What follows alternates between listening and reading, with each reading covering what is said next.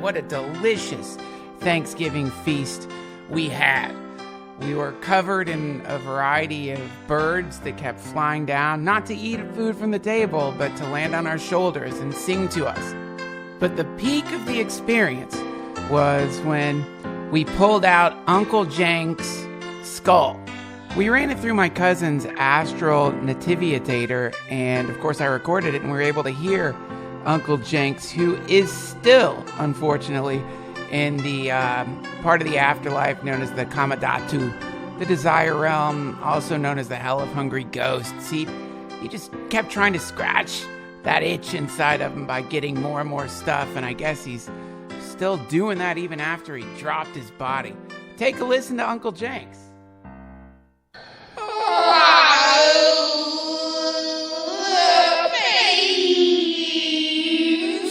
So hungry. I'm so eternally hungry.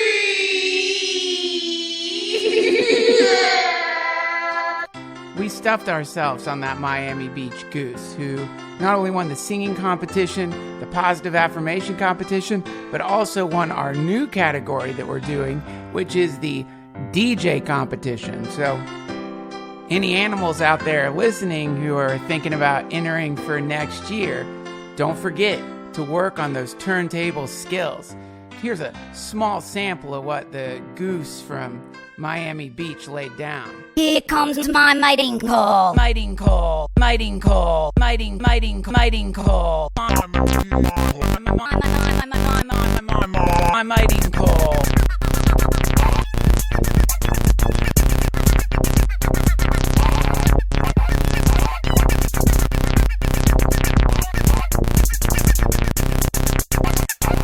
Here comes my mating call. To all the sweet animals that didn't win this year's Thanksgiving competition over at the Trussell house, better luck next year. Keep practicing. That's the key. You can't expect to be good right away.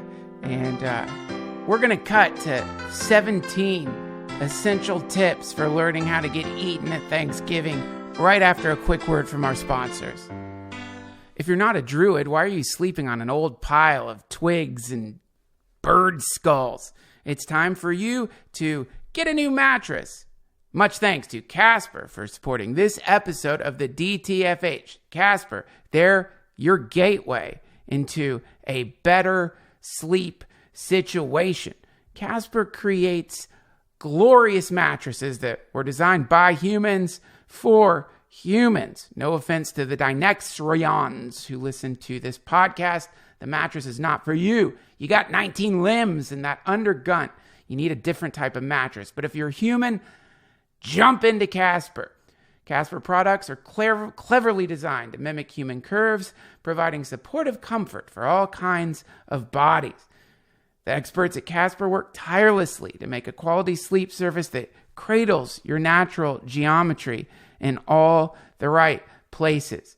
The original Casper mattress combines multiple supportive memory foams for a quality sleep surface with the right amounts of both sink and bounce. Now, I think, and I don't know, this isn't in the thing I'm supposed to read, I think when they say bounce, they mean it's great for humping, which it is.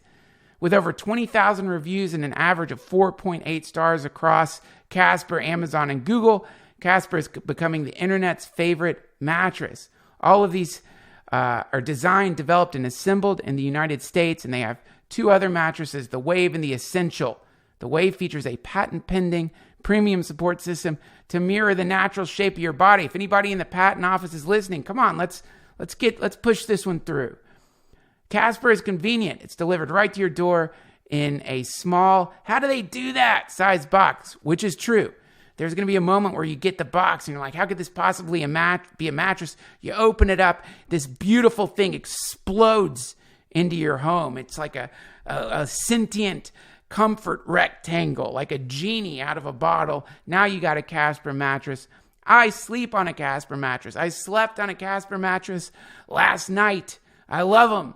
I've slept on them for years. It's way better than being stuck in the strange maze of a mattress warehouse where a potentially very grumpy person, grumpy because he has to, or she has to spend 10 hours surrounded by beds but isn't allowed to sleep, hypnotizes you into buying some kind of supremely expensive this or that. Don't go through that mess. You can use Casper, and you can be sure of your purchase with Casper's 100-night risk-free sleep on it trial.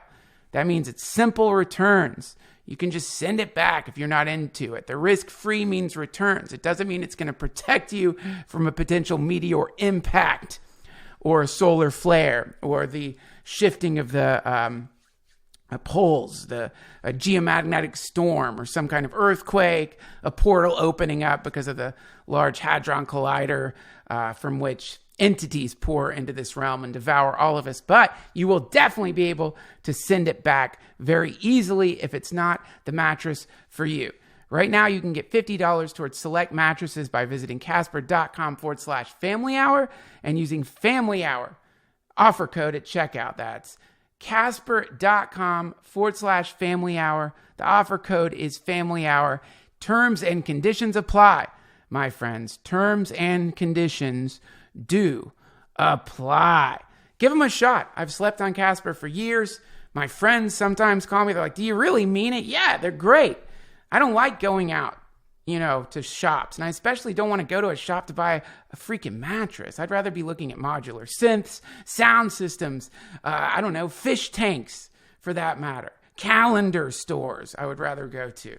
I would rather go to a napkin store than shop for a mattress. It just gives you this weird aching feeling. We spend 1/3 of our lives sleeping and the other 2/3 of our lives imagining that we're not in a dream. Make the 1/3 of your life a little more comfortable and less covered with weird yellow stains to remind you of that strange sweaty night where you were grunting away, desperately trying to find some pleasure in the thighs of a lover who left you, taking all of your things and moving to Tahiti and never contacting you again. Much thanks to Casper.com for sponsoring this episode of the DTFH.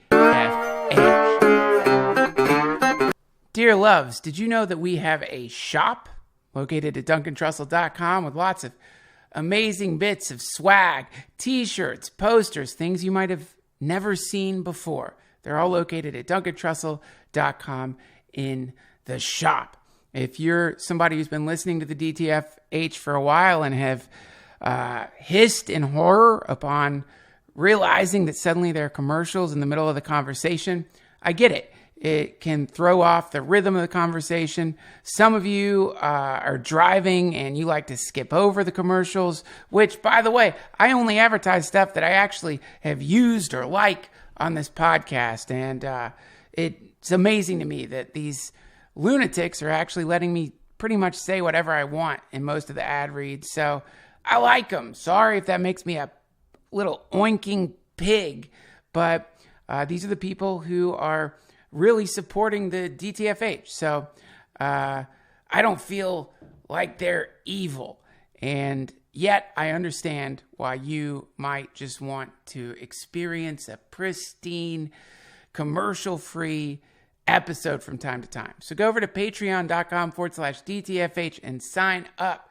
It's $5 a month and you will get commercial-free ads. No more of having to experience the liquefaction of your precious materialism-free inner ears as they are putrefied and obliterated by the cruelty of the consumerist angle of the DTFH. It's patreon.com/DTFH. It's a great way for you to support the DTFH if you don't want to support it by listening to the commercials. Also, another way to support this podcast is just to subscribe and leave a little comment over in iTunes. But the best way to support it, just listen. And I am very thankful to all of you who continue to do that, because thanks to you, I get to enjoy conversations like the one you're about to listen to. I've known about Damien Echols for a long time. I watched Paradise Lost. I know a little bit about the West Memphis Three, and I'm sure you've heard of this group of people that got accused of something they didn't do. And this meant death row and solitary confinement and a lot of horrible things for today's guest, Damien Echols. There's a lot of interviews out there with him and with the West Memphis Three about the terrible string of events that happened that caused them to go through so much trouble. And there's I think there's a few documentaries out about it at this point that you could watch. I made the decision during this interview to not really ask questions about that because I am more interested in his new book, High Magick, which is a really fantastic, very simple, yet pretty profound explanation of what magic is, what Hermeticism is, and also some great angles on meditation and Buddhism. I wanted to talk about that, and we only had an hour or so to have the conversation. So if you're here for West Memphis Three stuff, I'm afraid you're just going to get magic instead. Today's guest is really blew my mind, and it's really exciting and also quite transformative to be in the presence of people who have a disciplined practice and to experience the amazing energy field that surrounds folks like Damien. All the links you need to find Damien will be located at duncantrussell.com. Now, everybody, please open your third eyes, expand the great rainbow bridge that connects you to all sentient beings in this universe and all universes, and blast today's guest with as much love as you possibly can. Welcome to the Duncan Trussell Family Hour podcast, Damien Echols.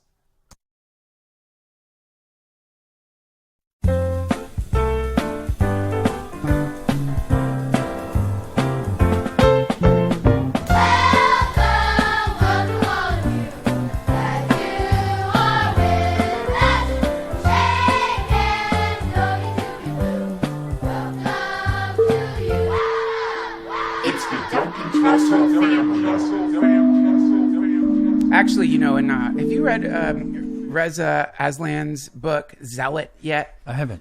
So it's a really great take on Jesus, and it talks about how if you're looking for like a historical account of Jesus, mostly a lot of what you're going to get is people referring to Jesus the Magi, or Jesus who is working some kind of magic all over the place. Mm-hmm. And so, yeah, that's the concept, is he was some kind of... Well, have you seen like the very earliest depictions of Christ, like the very first ones, they always depicted him holding a magic wand. Like there are even depictions of him bringing Lazarus out of the tomb by tapping the tomb with a wand. Wow. Yep. That is so fascinating, man. Yeah. This stuff is always been of great interest to me. And also somehow for me these days, at least, it's, though I've had experiences with it, working experiences, like it works. Yes. I mean, I think you're living proof of this. Exactly. And, these days though, just out of a general realization of the fact that, before I can know what I want, I need to know more who I am. Mm-hmm. I'm doing the first part of what you recommend in your book. And I thought maybe that would be a good starting off point for us, is if you could, if you don't mind, I was wondering if you could, and maybe it's a little long, I don't know, but I just thought this was such a beautiful, simple description of meditation. And I really appreciated the fact that you put this as the very first thing if you're going to start doing magic. And I would love to hear you read it. You got such a nice voice. Just a little explanation even before we start. The reason that meditation is so important in magic is because mostly what you're doing is directing energy towards something. You know, there's this phrase now, energy flow. Well, let's see, energy flows where attention goes. It basically means whatever you fasten your attention on is where you're directing, you know, this energy that there's a name for in every culture in the world but ours. Like the Chinese call it qi, the Japanese call it ki, the Hebrews call it ruach, the Indians call it prana. Whatever we fasten our attention on, that's the direction that our energy is going to flow in. So when you're doing magic, you want to keep your mind as single-pointedly focused on whatever you're trying to accomplish as possible. So that's what meditation does. It trains your mind, you know, so it's not constantly scattered and going into, you know, all different directions and dispersing the energy that you're trying to build up. Gotcha. Good. Okay, let me see. I'm sorry I wrote all over your beautiful book. It's perfect. That's what it's for. Where should I start at? Right there? Yes, sir, if you don't mind. Very right good. there. Most people aren't aware of just how much they're missing from life. They're distracted by so much stimulation, trapped in loops of internal dialogue, reliving past events, and feeling anxious about what's going to happen tomorrow. And it's so easy to carry on like this until the grave, never actually experiencing the richness of life, of the present moment. Meditation changes all of this. It enables you to pay attention to the present moment and train your mind to do what you want it to do. Meditation enhances your natural ability to be alert and aware. Try biking down Fifth Avenue absent-mindedly. You can't do it. Well, not for very long. Riding a bicycle in that situation requires incredible awareness, and if you're not present for every single second of that ride, you'll end up beneath a city bus before you know it. Additionally, a bicycle will actually drift in whatever direction your attention is focused. Remember the chapter on the power of attention? And if you've ever learned to drive a motorcycle, you know how important this principle is. If you look at the tree you're about to hit instead of the path you need to take to avoid that tree, you'll hit the tree every time. It's the same reason why they train race car drivers to never look at the wall. The drivers learn to focus their attention on the track and all of the action going on around them. So this is why meditation is important. If you're not aware of precisely where your attention is, it's kind of hard to change that focus. Biking in New York is a demonstration of the primary principles of Magick in real time. Meditation empowers you to notice where your attention is going and to steer it accordingly. In Magick, we steer it toward what we desire instead of on that which we fear. That is great. Thank you. Wow, man. This is so good. You know, you run into books on Magick. I mean, Crowley, wow. But Jesus, he sure comes across as somber sometimes. Yes, you know? he does. Lord. And it takes forever to sort of crack open what he's even saying. You know, you've got to learn so much other stuff before you can even begin to understand what the hell he's actually talking about a lot of times, because so much of it is written in a kind of code. Yes. Yeah, that's right. And which is great. And I understand that. I think that his reasoning behind that was more than just how funny it is to do that, but also knowing that there's certain layers to this where if people jump ahead too far, you can really blow your face off with this stuff, so to speak, right? Well, yeah, and the reason for that is because, you know, when you're talking about Eastern traditions, Eastern paths, you know, like Buddhism, Taoism, Hinduism, things like that, most of these practices are set up to lead you to this state of what they call enlightenment, awakening, what in Magick we call crossing the abyss. Eastern traditions are focused on doing that over a period of several lifetimes. Magick is like pouring jet fuel on that process. It aims to accomplish it in one lifetime. So what you're trying to do is cram several lifetimes of spiritual and energetic experiences into one. And that can be a little overwhelming sometimes. Oh, that's right. Yeah. And is that Tantra? That reminds me of Tantra. It's Tantra. That's Tantra actually plays a huge role in certain aspects or certain traditions of Magick, like the OTO, which Crowley was the head of whenever he died. So have you, I noticed that you have been ordained in Rinzai Zen. Rinzai Zen Buddhism, yes. It was the tradition that trained the samurai in ancient Japan. When I was in prison, I had a Zen master that would come back and forth from Japan to the prison. And, I sat Zazen meditation for years. And, honestly, I did not get as much out of years of Eastern practices as I did months of ceremonial magic. And I think part of that, it's the same goal, they're both aiming at the same thing, Western mysticism and Eastern mysticism.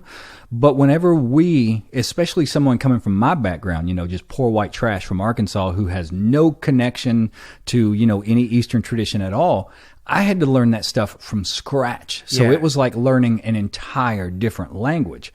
Whereas Magick deals with Western iconography, symbolism, things that, we've grown up having shoved into our psyche from the second we came into this world.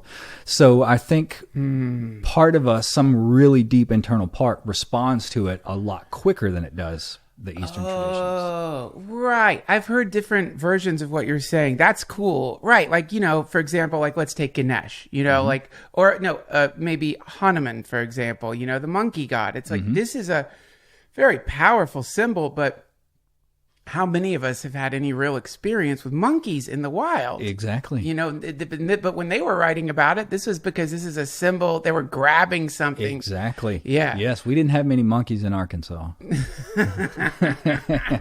Too bad. I love them. Yeah. They are annoying, though.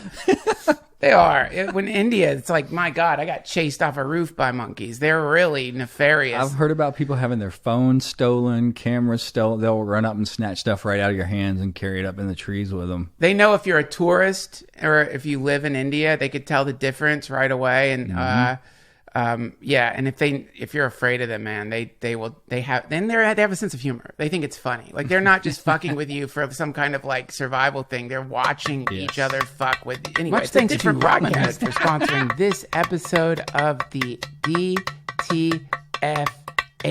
Right now, if you head over to duncan.robinhood.com, that's duncan.robinhood.com, you will get a free stock like Apple, Ford, or Sprint to help build your portfolio. Robinhood, it's an investing app that lets you buy and sell stocks, ETFs, options, and cryptos, all commission free. I gave it a shot. It is very easy to sign up for. There are no commission fees or costs. Some brokers charge $10 for every trade, and what I like about it is that they have their own collections. So if you're interested in investing in, let's say, social media, they've got curated categories to choose from. Give them a shot. Hey, it's Duncan. Tell me a little bit about the Western symbols that people can connect to. You know, magic, ceremonial magic, what we call high magic, originated in ancient Mesopotamia, somewhere around 3,500 BC. So it is uniquely Western. You know, that's not entirely the West. It's more the Middle East, because it originated in a part of the world that would now be, you know, present-day Iraq, in a city called Nippur.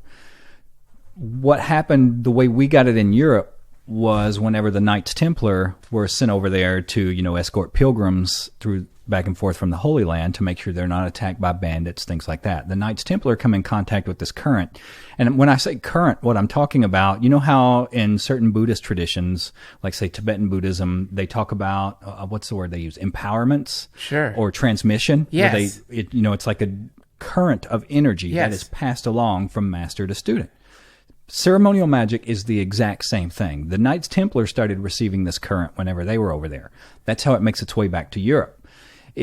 From Europe, it makes its way to the United States eventually through the Hermetic Order of the Golden Dawn, which was the order that Crowley was a member of before he, you know, went off to the OTO. Mm-hmm. You had MacGregor Mathers, Dion Fortune, the poet W.B. Yeats. All of these people were members of the Golden Dawn. That's how this current makes its way to the U.S. I forgot what the hell we were talking about. We're talking about the transmission, what's also known as the disciplic succession. Yes. People think, here's the thing that is so important that I want people to understand about magic whenever I talk about it a lot of times. When we're talking about something being an oral tradition, we sort of live under this misunderstanding that means it's just a bunch of stories told, handed on. That's not what this means. What an oral tradition is, it means the way this current of energy is passed from one person to another is through the voice. You know, our voice is sound waves. We're creating sound waves which carry information. That's why, you know, in the Bible, I always tell people the Bible is the greatest book of magic ever written, once you know how to read it. You know, the whole thing in the very first chapter of the Bible, they're talking about in the beginning was the Word, and the Word was God. That's because this is an oral tradition. There are basically two ways that magic is passed on. Does that make sense? You're blowing my mind. There's two ways that magic is passed on. One is through like a lodge or order setting, you know, like the Golden Dawn. That's more like a curriculum type thing, like a school. You know, everybody's learning the same thing at the same rate. The other way is like master to student. And that allows for things that are a little more profound just because you're not learning the same thing as everyone else. Right. If it's someone who knows what they're doing, they can judge, you know, where you're at mentally, where you're at emotionally, where you're at spiritually, and figure out what it is that you need to sort of set off these bombs in your head that cause epiphanies and realizations and things like that. So that goes all the way back to ancient Mesopotamia. And I forgot what maybe we were doing further there. back. Well, I think the whole of our True. species is forgotten because I don't know if you've been following this Greenland ice sheet meteor impact thing they just found. So, for someone I've had on the podcast a few times, Graham Hancock, Fingerprints of the Gods. That's right. Right, I know who that is. and he's just a brilliant human. But basically, the idea is that there was some kind of very advanced civilization on the planet that got wiped out because a meteor smashed into the ice where there were ice caps at the end of this Lesser Dryas period, which caused the sea levels to instantly overnight rise by like 4 feet, causing massive floods that wiped it. And that's the flood This myth. flood story. Yeah. But there were like some people who survived from the civilization, and they went out into the world and tried to like spread this energy, Yes. right? Which Absolutely. is the oral tradition, as you're calling it, which really kind of blows my mind. I want to talk a little bit about what you just said there, because it seems like what you're saying is that words themselves, or the energy behind, is it the words that have the energy, or is it the energy coming out of the person saying the words? Combination of both. For example, you can only pass the current if you've received the current. Like, you could say the exact same words that a person who's holding the current would say, and if you're not holding the current, it's not going to transmit. You have to be holding the current and have the right words. It's a combination of both. And that's why we have things, the energy behind it, that's where things like mantras come from. Right. Even if it's just things of that nature. It is very specific vibrations. Everything is energy. We're starting to learn from science now. It's just catching up to us. We think that what we experience out here is real. We think this table is solid. We think our bodies are solid. Yes. We think these bottles are solid. Almost nothing is actually solid. We know now from science that something like 0.001% of everything that we perceive actually has solid mass to it. Over 99% of what we perceive of a reality is empty space. Now we know that there's protons, neutrons, electrons, waves, particles, but they're just like these tiny little dots moving in infinite empty space. Yeah.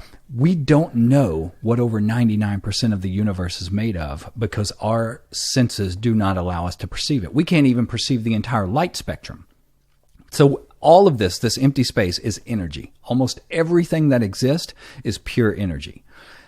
The two things that I use whenever I'm teaching people magic that I rely on the most, number one is the Bible, and number two, as strange as it may sound, is that movie The Matrix. Okay. The thing I always bring up is that scene where Neo goes to see the Oracle and the little bald kid is in the room bending spoons, and Neo says, "How do you do that?" And the kid says, "Don't try to bend the spoon because that's impossible.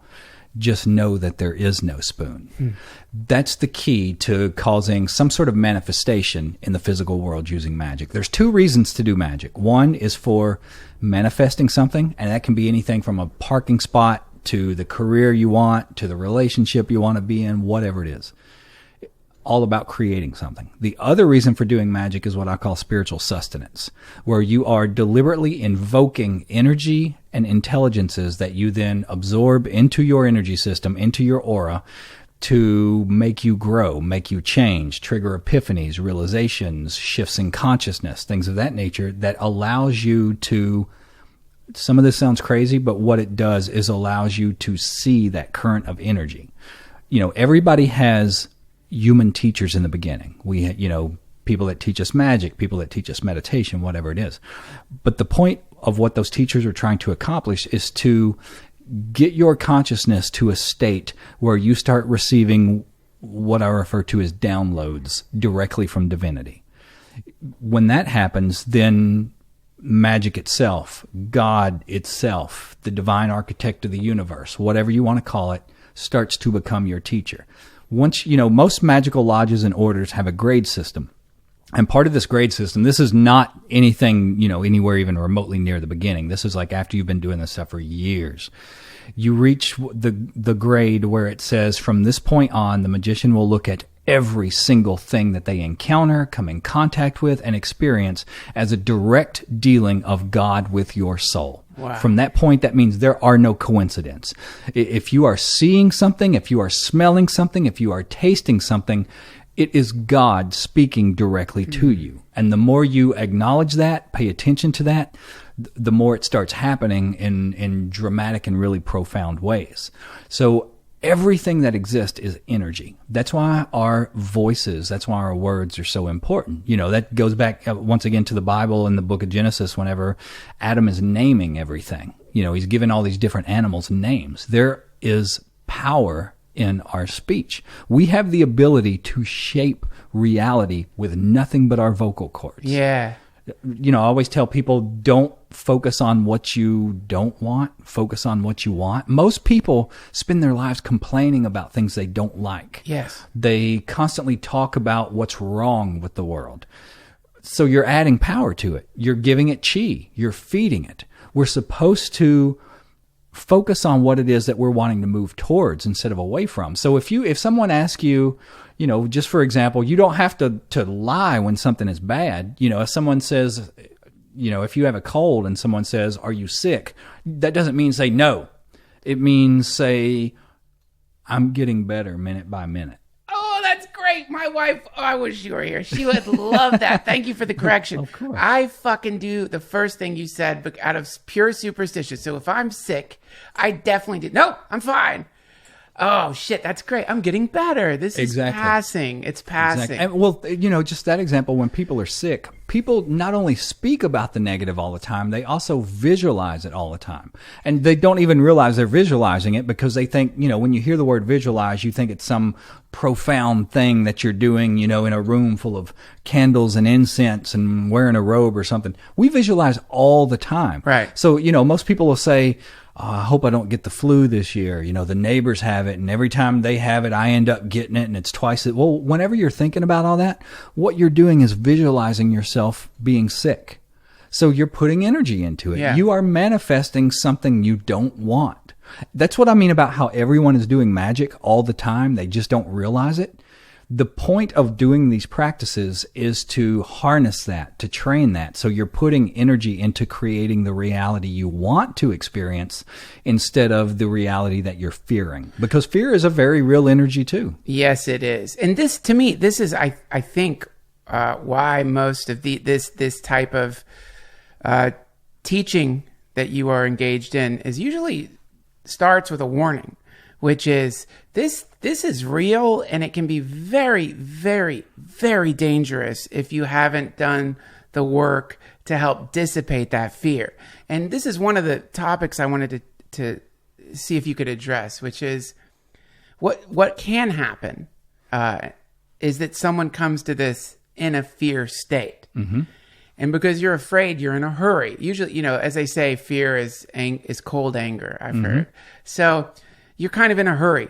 You're angry, you're afraid, and you want some result. Mm-hmm. Rightfully so, man. It's fucking, you know, as I was like reading your book, and I'm in a terrible state right now because I'm studying Kagyu Buddhism with a really wonderful teacher. And I think part of that practice is you get in a pretty awful judgmental phase where you're like, this people must be careful, and we must all have a practice and discipline. And then fortunately with Kagyu Buddhism, once you've gotten into that state, that's when you start being shown how absolutely ridiculous that state is too, you know, but I think a lot of that, what it comes from, you know, people for some reason think when they think about spiritual practices, spirituality, they think that we're here to be one with God, or, you know, with, you know, unity with all that exists, all this kind of stuff. Sure. And they think that's what the only thing we're supposed to be aiming for. If that were the only thing we were supposed to be doing, we would have never been born, because we were all that before we came here. Right. We come here for a very specific purpose. Yeah. In Buddhism, they call that purpose your dharma. In Magick, we call it your will. This is what Crowley was talking about anytime he wrote about your will. Your will is your dharma. So the universe is not going to waste energy creating, you know, cookie cutter duplicate people. Right. Everybody is here for a specific reason, a specific purpose. Now, your will may overlap with other people's. It may have things in common with other people's, but there is still something There is a very specific, unique experience that you are here to have. Most people don't realize even what that experience is. That's what leads to unhappiness in life. You know, people who just have this vague sense of discontent or angst, where they're just, you know, just like, I just know that this isn't what I want. That's right. When you discover what your will is, that disappears. What Crowley's writing, what he was pointing to is that the entire reason you are here is to do whatever you want to call it, God, the divine mind, whatever, put you here to do. That's what he meant when he said, do as thou wilt shall be the whole of the law. It means if you do what you were put here to do, everything else is going to fall into place.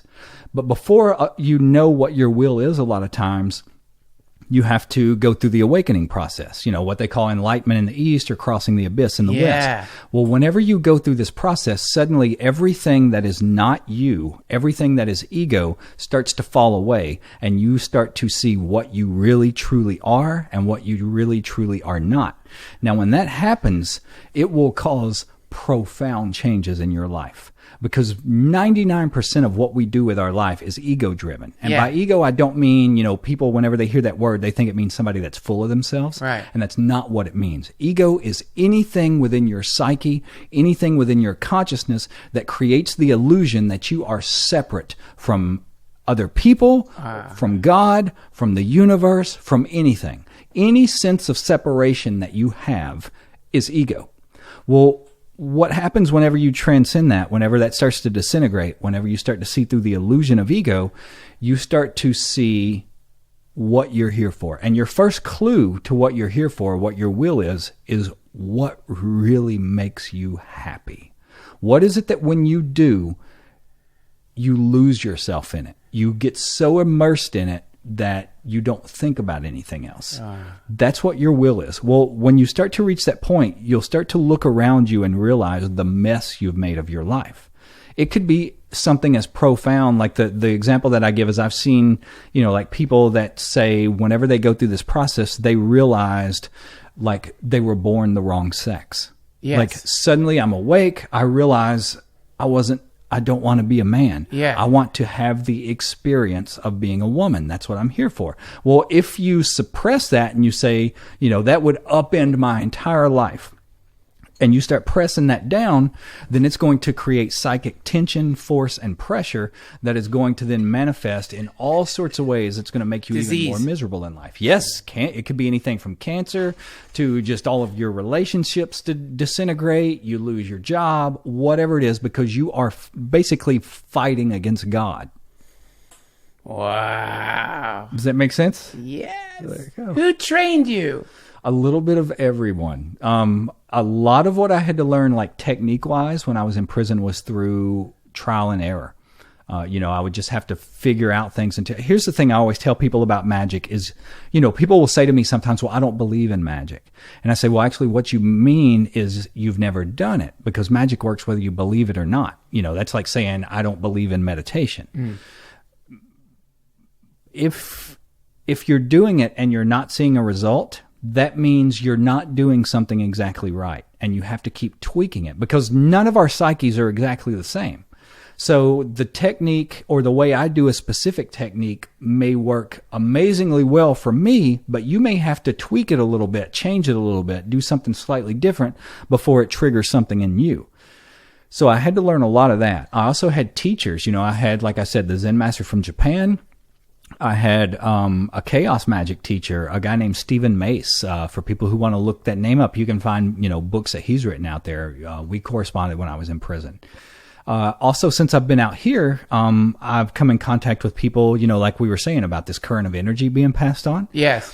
What happens, you know, I don't have very many friends just because magic is my life. I do this for hours and hours and hours a day. This is not something that I do as like a hobby or, you know, something on the side. This is the focal point of my life. I can tell. Just like, you know, sitting zazen is the focal point of a Zen priest's life. Yes.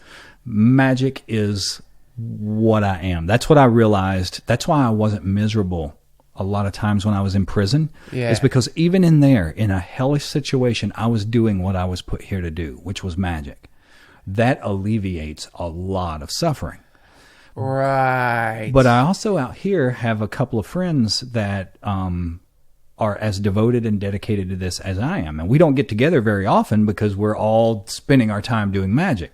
But whenever we do meet, 2 or 3 times a year, the fact that we have all accumulated so much of this energy around ourselves through, what I call the process of trying to get spiritual sustenance through these rituals, that whenever we do come in contact with each other, it usually triggers massive leaps, massive expansions in consciousness that would take us each, longer on our own than whenever you come in contact with other people who are doing it. Right. Most people that are doing magic in groups, whether it's, witches and covens or magicians and lodges and orders, it's almost like they become glorified book clubs.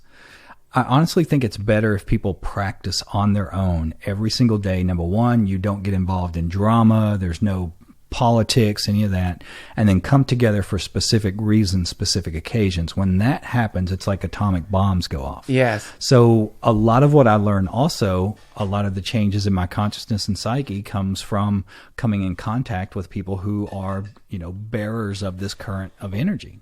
Absolutely. And this is the 2 thoughts popped into my head. One description I've been given of this current of energy, which I think is the most perfect description of it, is fresh baked bread. It's like fresh baked bread. It's alive. It's warm. It's wonderful. Yes. That's one thing about it. It's because if you're hearing this kind of stuff, you might project in your mind some concept of here's what it must be. Here's what it must look like. Because your mind is going to do that with anything. It's going to try to imagine, I know what this is. Which is it's great, kind of, but also one of the big fucking problems is because this entire time that you think you know what something is, you are looking for what your mind is telling you. Yes. And it might make you miss the reality of what it is because you're so focused on your conceptual idea of what you're looking for. Yeah. Yeah. And so then the other thing I really love about your teaching here is that it has within it the necessity of a community of sorts, of a transmission, of a teacher. And that's something I've always railed against, or I used to rail against until I got lucky enough to have a real teacher, because this thing that you're talking about, the passing on of a certain thing, you can't get it out of just a book. Exactly. Impossible. Exactly. You can't get it out of a book at all. But I also tell people there is a way to come in contact with it without another person. It is possible. It is hard. Yeah. The example that I usually use to describe it is, say, for example, you're trying to get into a club. Now, there's 2 ways you can get in, and there's a bouncer at the door. There's 2 ways you can get in. One is somebody who goes to that club on a regular basis, takes you up to the bouncer and says, hey, this guy's with me. He's cool. The bouncer says, okay, come on through. Cool. That's what happens when you come in contact with people with this current who pass it on to you. Easier by far. The other way would be, you go to this line, you go to this bouncer every day, you start chatting with him, weeks go by, you give him a cigarette when he needs a cigarette. Eventually he gets to the point where he says, you know what, you're all right. You can come in now. Yeah. If you work hard enough, if you actually put time, effort, energy, and persistence into trying with your whole heart to move closer to divinity, divinity will then move closer to you. For every step you take, it will take 10 to meet you. Yeah. So, for people who don't know anyone who's practicing magic, I always say, don't lose heart. Just practice. That's the main thing. Just practice. You will eventually start to get those downloads, those realizations, those epiphanies, all of that sort of stuff. It is entirely possible without help, but having help does really facilitate the process. Absolutely. And I love the description of the bouncer, by the way, the guardian. But also if you're having this conversation with the bouncer, so to speak, more than likely the bouncer is going to introduce you to somebody else in line. Yes, absolutely. That, just like in my case, it's like one day, I didn't know these guys. I had actually gotten disenchanted and sort of disillusioned with the magic community. At one point I moved up to Massachusetts, to Salem, thinking, okay, there's all these stores that sell like magic paraphernalia and all this, so there must be like really hardcore practitioners there. So I want to go there and meet these people and learn from these people. I get there and there was fucking nothing. Yeah. It was like a kind of like a tourist town. Yeah. Like stuff that was just for, selling to tourists who wanted to take it back home and say, look, I got this bottle of herbs in Salem or whatever. I gave up. I was thinking that no one was really doing these practices anymore, that everybody was what I would call armchair magicians. Yes. People who read the books or argued about it with other people on Facebook or whatever, but wasn't actually, doing what was going to lead to growth. It was then sort of giving up and letting go of that I did actually start to come in contact with people who were doing it. And I realized, this isn't dead at all. This is a very alive current that there are people out there working with and passing on. Yeah, and they seem to want you to get out there and talk about it a little bit. I mean, that's the other side of it, is it isn't as I think there's a kind of graceful quality to the teachers who understand that, man, if I go slamming somebody with this right now, it's not going to be good for them. It's just going to confuse them. Yes. Or even worse, it's going to make them turn their backs on something. Yep. This is why, when you hear in Freemasonry, if you want to be a Mason, ask a Mason. They put that out there. Yes. It's not like no one's recruiting necessarily for this. Exactly. And that's not I don't think the decision behind that is prideful as much as compassionate. That, and it also weeds out those who want it. And it also sort of, raises up those who are actually doing it. Because if someone comes up to you and says, hey, I want to be a Mason, how do I go about this? Or, hey, I want to be a magician, how do I go about this? That means they are seeing something in you that they say, that guy's got something going on that I want to get some of in my life. Yeah. Maybe that guy's got some kind of inner peace, or that guy's pretty calm, or, this is just a good person. So whatever it is you got going on, I want to know what it is. I want to be part of this. If, Crowley, once again, he said, convert not, talk not over much, and let success be thy proof. Ooh. Don't go out there and try to convince people that magic works. Let your life be an example. And once again, it's the same thing as in the Bible whenever Christ is saying, if you buy a lamp and bring it home, you don't bring it home to put it under a basket or in a closet. You bring it home to put it up high so that it will illuminate the room.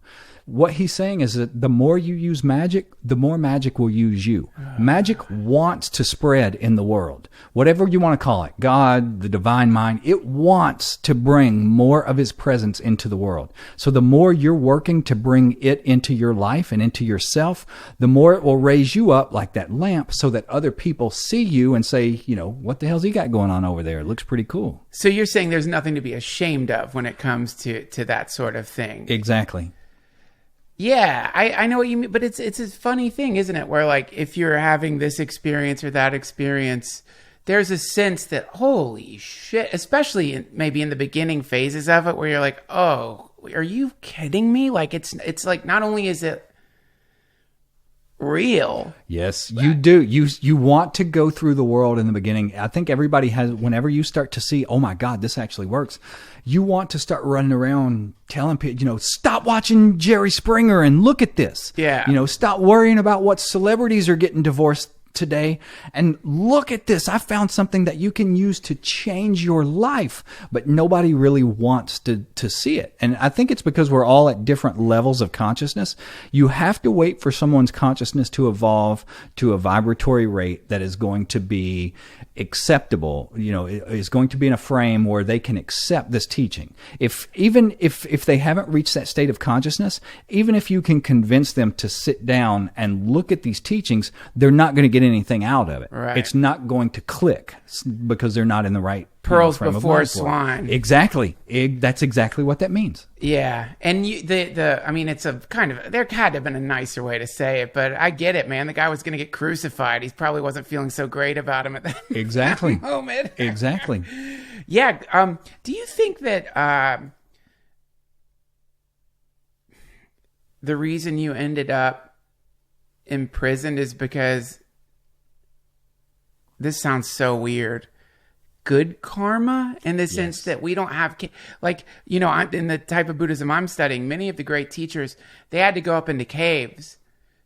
Yes, I absolutely, this will sound crazy to people, but I absolutely do. I am thankful now for the time that I spent in prison.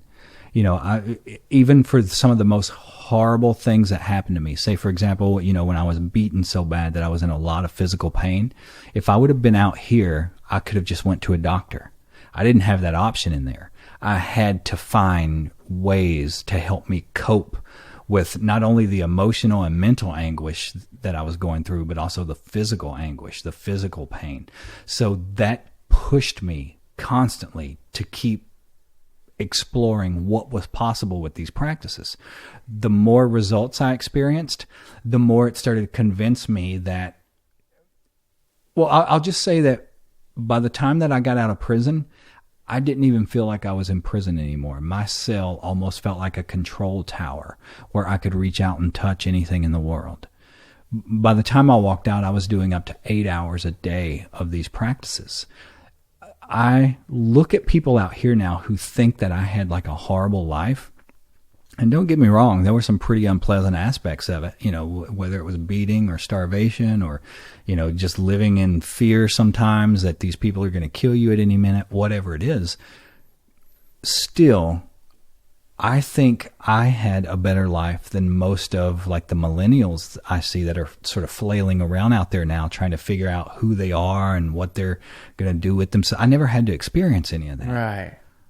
I always knew what I was. I always knew what I was supposed to be doing. And I kind of embraced that. Wow. When you say control tower and reaching out, do you mean that you are doing some form of astral projection or some kind of... That is part of magic. And I don't like that word actually, but I don't know another word to use, astral projection, just because it sounds so kind of flaky and new agey. The guy I'm working with, the guy's teaching me Buddhism right now, I brought up astral projection to him the other day, and he said almost the identical thing. He's like, I don't know about that word. Yes, but here's the thing that people don't understand. In our society now, well, not just our society in the West, but also in the East, we've sort of arrived at this conclusion somehow. Spirituality has become so watered down that we think enlightenment is the be-all and the end-all of spiritual practice. It's the finish line. It's not. There are actually things that come after that. What we think of as enlightenment is the first step in a process. In Magick, what they call in the East enlightenment, we call solar consciousness because, you know, the sun represents Christ, Christ being, you know, the Son of God, all this sort of thing. Solar consciousness means that you are completely and absolutely in the present moment, just like whenever you achieve enlightenment. After you develop solar consciousness, the next step in this process is developing what we call the solar body, which is very similar to in Dzogchen. You know, people think Dzogchen is Buddhism. It actually predates the birth of the Buddha by something like 6,000 years. What happened is the native tradition of Bon in Tibet was a magic practice. Well, whenever Buddhism started moving into Tibet, these two things integrated, combined to form Tibetan Buddhism, which is why Tibetan Buddhism looks so radically different from like Zen, and it looks different from Vietnamese Buddhism, and it looks different from Korean Buddhism. That's because Tibetan Buddhism still has a incredibly strong magical presence there. Yeah. Well, in Dzogchen, the end result of their practice, what they're aiming for is what they call building the rainbow body. Now, if you've ever looked up like monks, lamas that have completed this process, you'll see after a period of about 7 days after they die, they don't move the body. Other lamas, other monks come in and they continue the practices around the body, but for 7 days, the body will start to shrink until after about, a week-long period, you end up with something that looks almost like a small mummified form that they say there's no putrefaction, there's no smell of decay, any of this sort of stuff. They then put that little mummy-looking thing on a shrine, and it stays there as like a holy relic. In Magick, we're aiming for the same process. They say that if you reach the very, very end of what you're supposed to be doing here, The only thing that will be left within 7 days after your death is hair, fingernails, and toenails. The reason those things are left is because they're not connected to your nervous system. Your nervous system is the key to a lot of these practices. That's why whenever they go to, the tomb after they crucify Christ, they say there's no body there. Well, that's because he was doing these practices. Wow. There wouldn't be a body there. Anytime you see in the Bible where it's talking about someone ascending to heaven, body and soul, that's what they're talking. Now, there aren't many. Like I said, this is not a practice that everyone masters. The only people in the Bible that talks about doing it were Christ, Elijah, Enoch, and in some accounts, Mary Magdalene. So it's not like a thing that is like really easy to do. But part of this process, when you're building what we call the solar body, you are building a vehicle to allow your consciousness to not disintegrate at the point of what we call the second death. The first death is when the physical body dies. The second death is whenever your astral or etheric body begins to unravel. That's whenever your consciousness goes through this sort of cosmic washing machine. Every aspect of personality is washed out of it. You're left with a kernel of pure energy, which is then recycled into something else. If you develop the solar body, that doesn't happen. You put your consciousness into the solar body at the moment of death. You then become something similar to what in Eastern traditions they would call a bodhisattva. Not entirely, not exactly the same. Yeah. But your consciousness is then completely unbroken for eternity. You will never again go through the process of being born and not remembering who or what you are or anything else. From that point on, you can come into the physical realm when, where, and how you choose, if you choose to do so. The point is to help other people complete this process. Beethoven said that the point of being alive, the point of being human, is to approach divinity as closely as you possibly can and then disseminate those rays out to mankind. That's what we're doing with Magick also. First, you want to develop the solar consciousness or go through the process of enlightenment. Then you build the solar body. Astral projection is a huge part of that process. If you can project your consciousness into other realms, into other objects, then you can project it into this solar body. After you develop the solar body, you are then free to basically do whatever the hell you want to do. You can help other people accomplish the process. You can form your own universe. Whatever the hell it is you're wanting to do, that's the end of the solar body. Wow. This is so cool, man. I'm so happy to be chatting with you. Because it's so nice. Because what you're saying is the reason to do this is to help.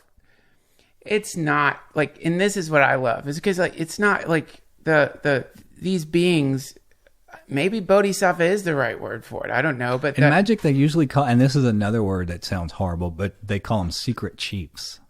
Secret chiefs? Yeah.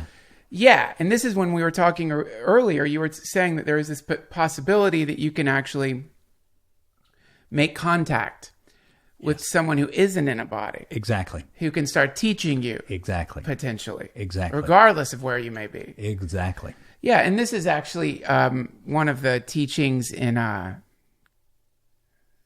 one of the teachers in Tibetan Buddhism. I think his name was Tilopa. This is how he learned, was not from an embodied person, but from, I think the Avalokiteshvara Buddha came to him directly, and he got the transmission. Yes. So the spark can not just only be passed from human to human, but it can also be passed from... I'll tell you two things. One is that's partially, you ask who trained me, how did I learn all this? That's partially what started to happen to me after a certain point. When I got to where I was doing Magick for 5 hours a day, I experienced the disintegration of ego, of what I thought I was. The only way I can articulate it is I experience myself as something like someone throwing a handful of sand into a tornado. I just come apart. It was terrifying. When we think of going through this process that we call enlightenment, we think it's all bliss and flowers. It's not. You die. Everything you think you are comes apart. I was absolutely terrified. I was convinced I was going to die for a short period of time. what eventually happened was I realized, well, if I'm disintegrating, then who is it that's watching the disintegration process? I can't be disintegrating if I'm watching the disintegration. Therefore, I'm not what I thought I was. I am this observer that's sort of in the background of what I thought I was. Once I realized that, once that clicked into place, suddenly everything was okay. Then, this is where you start to sound crazy to people sometimes.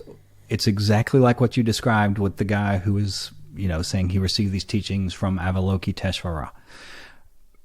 I started to download things that, for me, these things pass through cultural lenses. That's what I mean about the things that are in our psyche. For me, it's, the Western stuff. What I started to perceive, the way that I recognized it, was not as an Eastern deity, but as, it's hard to say this because it sounds so crazy, but as the deity that in ancient Mesopotamia they called Enlil, E-N-L-I-L. I had never heard this name before, didn't know anything about it whatsoever. Whenever the process ended, the disintegration process, it was like suddenly, you're in this storm, this horrible fucking storm that you don't know if you're going to survive. And suddenly it stops and there's peace. And it's like the sunrise after you've gone through a week-long hurricane. Wow. And there's just this calm. And I saw, when I say saw, I don't mean with my physical eyes. You perceive it somewhere internally. I saw spelled out, almost like a gentle wind moving across the sky, the letters E-N-L-I-L.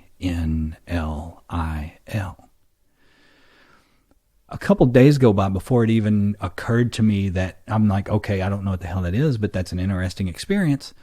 It took a couple days before I even thought, Google it. So I started looking it up to see what it is. One thing led to another, and the more that I learned, the more epiphanies and realizations I started to have.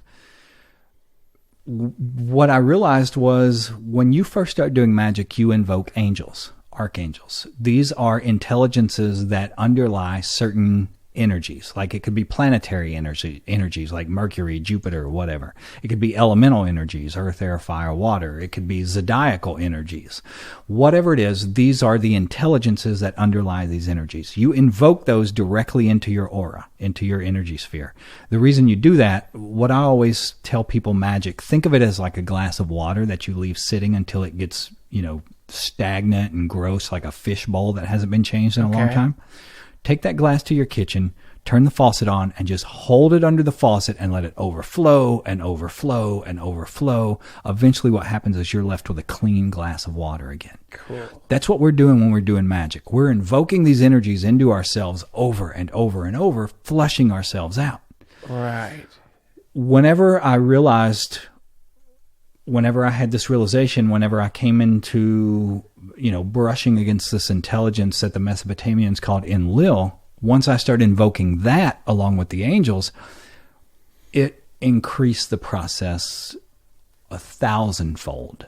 It was more powerful than anything that I'd ever come across in any book or that any human teacher had ever given me, anything like that. That's what I mean about how in the beginning we all have human teachers, but eventually the energy, the current of magic itself becomes your teacher. Yeah. That's what started to happen. And for me, I perceived it in the form of this Western deity that we call Enlil.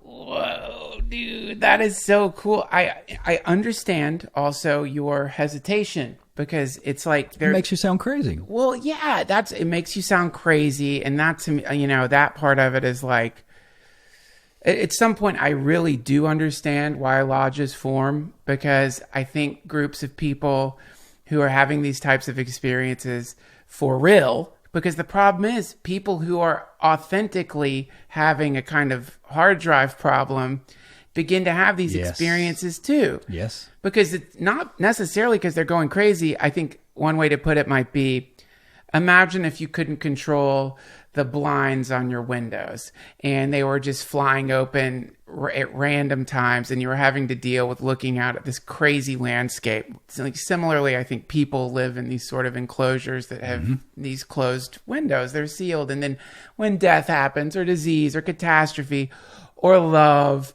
or psychedelics, the windows open up. Yes. Holy shit, look at that. I can't believe it. Shut the fucking window. Yep. Please shut the window. And this is actually in the Bhagavad Gita, the universal form, when Krishna reveals himself to Arjuna, you see this this incredible thing. And right after it, at some point, Arjuna says, "Can you go back to being my friend, please? Because it's like I don't want to deal with that right now. I liked you with your normal four-armed version of you," is how you put it. And also think of, like, in Eastern traditions, we are not supportive of spiritual practice at all in the West. No. Not at all. You know, basically the extent of most people's spiritual practices, if they have one at all, is they go to church once a week on Sunday, and even while they're sitting there, they're thinking about, I hope we get out of here in time before the game starts. That's right. In the East, you tell somebody, you know, oh, I came in contact with this intelligence that we call Avalokiteshvara or Krishna, whatever it is. They're like, okay, cool. You know, we got this story about this guy who did that. And there's this story about this guy who did that. And this guy, it's like, no big deal. It's just a thing that happens sometimes. Tell somebody that in the West, and they're like, oh, well, you're delusional. You're crazy. Yep. You know, we don't believe in that. Yeah. And it becomes, I think, at some point, I think it just becomes a little dull. Like, you don't want to spend 2.5 hours explaining to your skeptical friend that there's the potential for these extra dimensional intelligences that are really interested in helping this particular part of history. Well, and keep in mind also, when you are trying to convince someone, when you're having a 2-hour conversation with them, what I always remember is the story of David and Goliath. The point of the story of David and Goliath is, don't fight battles that there's not a reward for. Whenever David steps up to fight Goliath, the first thing he says is, what do I get if I beat this guy? First thing he says. If they say, oh, well, you get to go and say you beat the giant, he's going to say, fuck that, I'm going home. They tell him, you know, you're going to get gold, you're going to get to, you know, marry the king's daughter, you're going to get all this. He says, okay, he steps up and he does battle with Goliath. Whenever you're trying to convince people of something, ask yourself, why am I doing this? Yeah. Is this because there's something to actually be gained here? Or is this just because my ego wants me to convince this person that I'm not crazy, that I'm right, and that I had this experience? And if that happens, then what have you really gained from it? Nothing. Not a damn thing. God, the ego could be so embarrassing. It can. Oh, that moment when you realize you have zero interest in helping someone, and in fact, really all you're trying to do. The way I've been thinking about it lately is the image that keeps coming to my mind is how much it would suck to be kind of like floating in the ocean, and then like a lifeguard swims out there and tries to pull you back to shore because he thinks you're drowning. You're like, dude, I was just swimming, man. Like, I don't want some muscular ass fucking dude yanking me back to shore. Leave me alone. I'm doing fine out here. Yep. And so, sadly, I think I have been, in the past, been that lifeguard where you're like, let me help you. But you're not really like, let me help you. You're like, let me gain all the accolades from saving you from your... Well, I think it was Chogyam Trungpa called it spiritual materialism. He said it's like another trick by ego where you want to build another identity for ego as a spiritual person, as helping someone. But if you think about it, when most people are saying, you know, when it's ego saying, I want to help someone, what you're saying is you cannot feel fulfilled unless someone else is lacking in some way, unless someone is beneath you in some way, and they need your help to pull them up. Like you're this great high thing and you have to lift them up. So that kind of ego depends in some way on there always being need and lack and what's the word? When people don't have anything, the opposite of prosperity. Poverty. Yeah. It relies on people having a poverty mentality or a poverty type state of existence. Yeah. Rescue fantasy. Yes, exactly. You're no different than that embarrassing old dude at the strip club who goes down there every Wednesday to visit with Tanya because he wants to save her from her wretched life. And she knows it. And she's like, oh, save me, please. Because she's getting this kind of relationship can happen and it works on both sides, by the way. There's not just the rescuer. There's people who are professional rescuees. Yes. Well, a lot of that comes from, the fact that the bread and butter of ego is need. Ego always needs. If it doesn't need something, it will cease to exist. It has to need something all the time because it has a hole in it. Ego can never be fulfilled. It can never be satisfied. So you always have to sort of be looking around for the next thing that you have to have, the next thing you have to do. You can never exist in a state of contentment or ego will fall apart. And I think you also can have, on the other end of the spectrum, you can have people who do. Here's what I always tell people. If you really want to help other people, sometimes that may not even look like you're doing anything. If you work on yourself, if you raise your vibratory rate high enough, if you collect enough divine energy, you are going to change everything and everyone you come in contact with without even trying, because you're going to lift their vibrational rate. So you could have somebody who is in a state where they do go to the strip club and they sit there and they affect everyone in there. There was even an old Zen story, and I can't remember which Zen master it was, where, the people from the town come to him and they're like, there's this brothel down there with all these prostitutes and they're just being sinful and, wallowing in materialism. And he heads off towards the brothel and they're like, what are you doing? Why are you going to the prostitutes? And he says, somebody's got to save them. Wow. So he goes and hangs out at the brothel all day long. Yeah, you hear versions of this all the time. Like there's a Hare Krishna story about this, where one of the devotees just was chanting Hare Krishna, just the chanting of the mantra. This is really, this is as all of my teachers, thank God, have taught me this, because otherwise I would be a disastrous missionary pig. But the teaching that they've given me is, we work on ourselves so we can help the people closest to us. Yes. And that's it. And that by the time you've gotten to the point where you're like, all right, I think I'm ready to help, you might notice that the people you were wanting to help have actually don't need it anymore. Yeah. It creates ripples too. You raise your own energy rate, which raises their energy rate, and then they raise the rates of the vibratory rates of everyone else that they come in contact with. You're creating ripples by just working on yourself. That's right. And also the other thing that can happen is the thing you wanted to help in them was in fact a projection of some broken part of you. And so by working on that, you don't even see it in them anymore. Yes. That's sad, at least for me.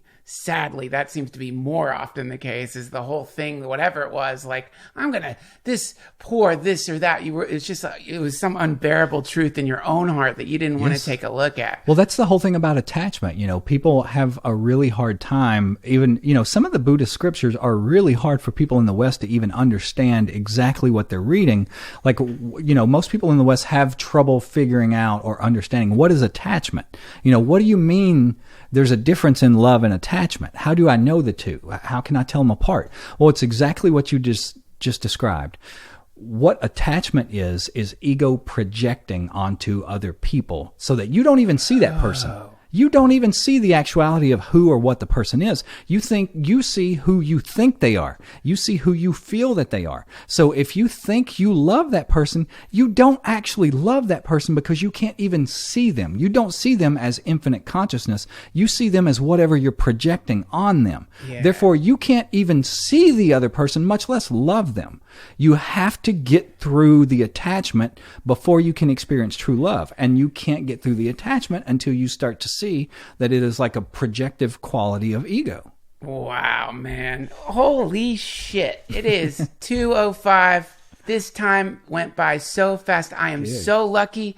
These great teachers it's like I've created some kind of wonderful, and forgive me, I don't mean this in any disrespect, a trap for some great teachers. And they come here and I get to get these wonderful teachings right in my face, and I really appreciate it.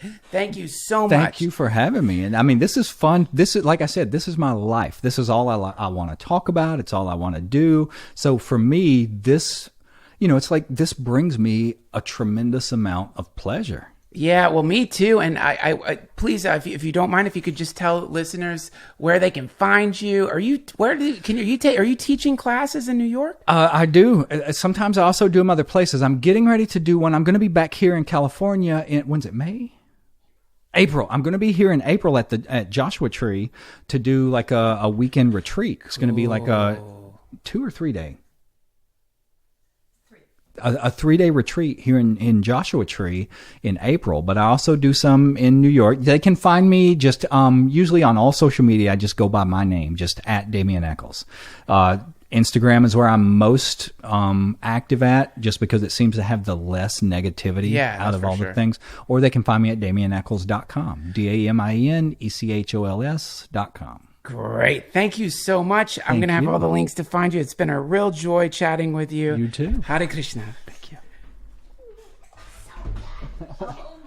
Was that okay? That was the brilliant Damien Echols. All the links you need to find Damien are going to be at DuncanTrussell.com. Much thanks to our sponsors, Casper and Robinhood. And much thanks to you for listening to the DTFH. If you like us, subscribe. Give us a nice rating. Whatever you want to do. You don't have to do that. If you really like us, go to patreon.com/DTFH and sign up. You're going to get commercial-free episodes of the show, along with a lot of other stuff, including